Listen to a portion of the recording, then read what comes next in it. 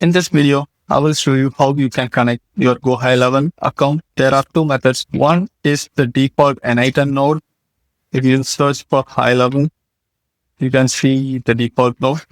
You can connect this, or you can use HTTP request. Let's start with default node. Open the node.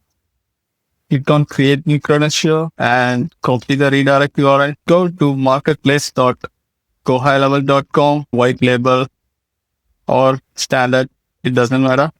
Choose one and create an app.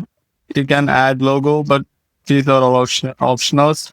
You can come straight to advanced settings, authorization, paste the redirect URL, copy it, and add it.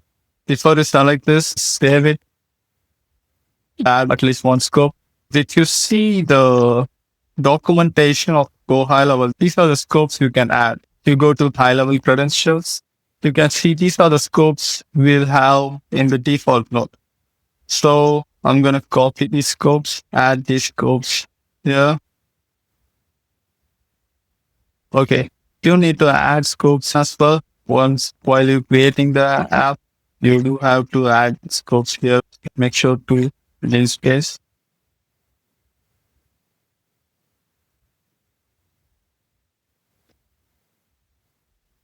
For client ID and client secret, you're going to go to Marketplace, save this app, and make sure to select this.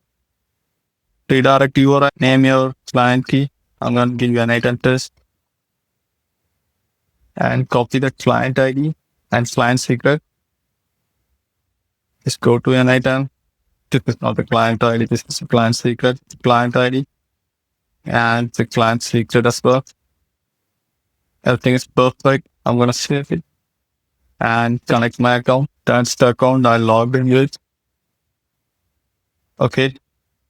Now this account is connected.